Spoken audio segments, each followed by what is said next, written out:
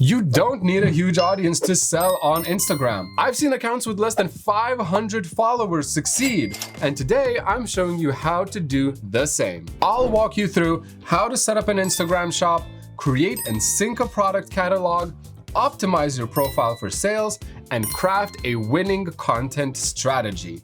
Let's go. First things first, there are 3 ways you can sell on Instagram: via DMs, a link in bio tool, or Instagram shopping. Selling through DMs is one of my favorite strategies right now. On your posts, you just tell people to comment something like product or link, and they instantly get a private message with the link.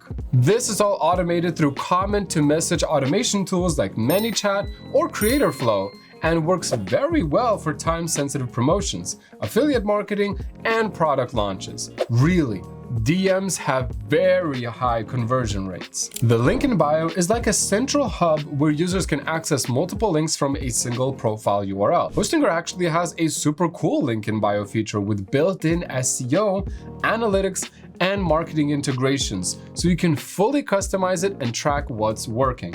Very simple formula that I always follow is to write who the product helps, what the outcome is, and a call to action. And if I've got impressive numbers or proof, I add that in too. For example, helping small businesses market their brands, trusted by 500 plus clients. Or you could even go with something like everybody's favorite sustainable leggings, as seen on @Vogue. And the last option, Instagram shopping. Instagram's built-in way to sell products. Now, the only downside here is that you'll need a business profile in order to get started. Creator accounts work too, but business gives you better access to commerce capabilities. And also, it's not available in every country yet, so make sure you check the commerce eligibility list in the description before you get started. Once it's set up, you can tag products in your posts or reels, and people can tap and buy without ever leaving the app. Just keep in mind to unlock features like the View Shop button and product tagging. Instagram usually requires you to connect the verified website domain that you actually own,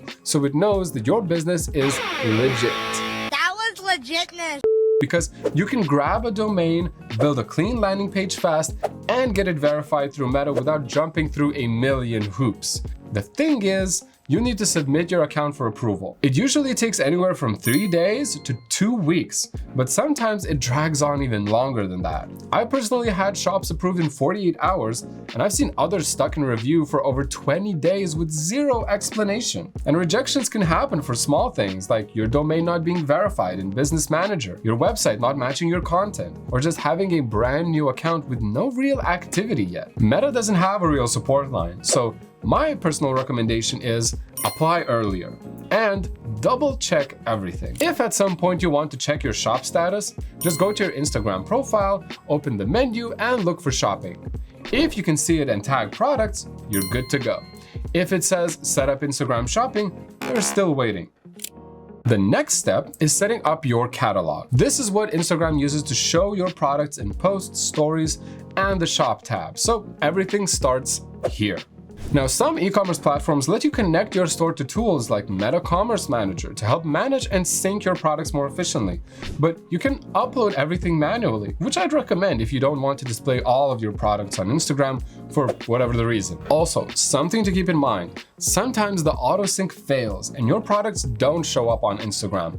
Don't panic, the issue is usually something simple. One of the most common issues is your product images. Instagram wants clean, square images that are at least 500 by 500 pixels, so if your photos are blurry, low quality, or cropped weird, they'll often be rejected without much explanation. Another big one is policy violations. If even one product breaks the rules, it can block your entire catalog, so go into the Issues tab in Commerce Manager, and it'll usually tell you exactly what's wrong. Now, you might also be dealing with a currency mismatch. If your store is set to USD, but your Instagram account is based in a country using euros, your products may not sync properly, so make sure those match. And yes, domain verification again. If your domain isn't properly verified, things just won't work. So it's always worth double checking that everything is set up correctly. Now, whenever I run into a sync issue, I always pull my troubleshooting checklist. First, I go to the Commerce Manager and confirm my products show active status.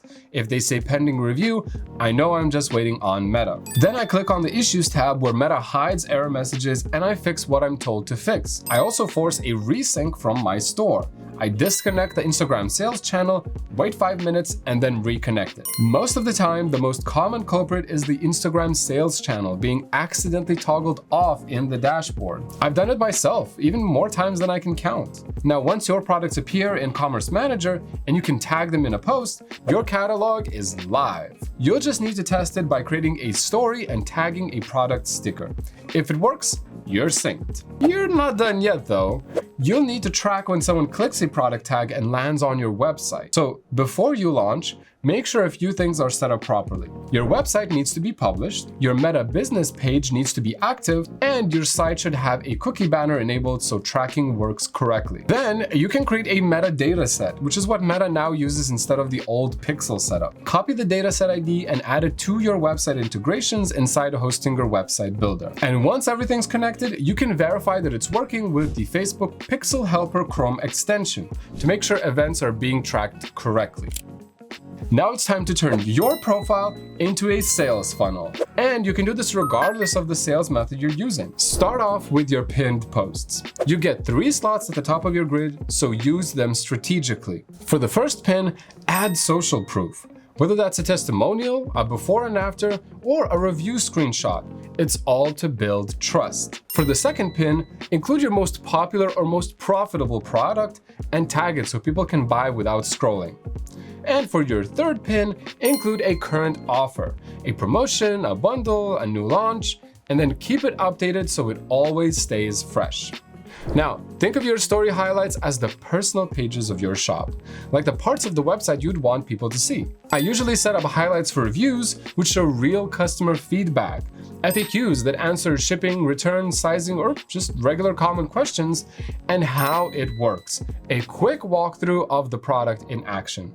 You can also add an about highlight to share your story and what your business stands for. These highlights are super important because they answer questions and objections before someone even DMs you. And speaking of DMs, using comment to message automation tools like the ones I mentioned earlier can turn those interactions into real sales opportunities. You should also consider running ads on your top performing reels. You can start small with $5 to $10 a day and then optimize for view content or add to cart. Then retarget people who engaged but didn't buy with a small incentive like 10% off or free shipping. You will gradually scale the budget if cost per purchase stays stable. I've also left a video that dives into Instagram ads in the description below. And one of my favorite ways to get people to discover and buy from you is by teaming up with influencers or creators in your niche. Even micro-influencers can send super engaged people your way and help show off your products to new audiences. I usually start by making a list of people whose followers match my target audience, and then I reach out with a simple idea or offer to collaborate. I also love sharing content from my customers. Testimonials, unboxings, or just photos of people using your products go a long way. They build trust, show social proof, and make your feed feel real. And that is it for today. If you want to boost your Instagram sales with account growth, you cannot miss our next video. And if you want to get your website and domain set up fast, check out the link in the description and use this coupon code for 10% off when you get started. Thanks for watching and see you next time.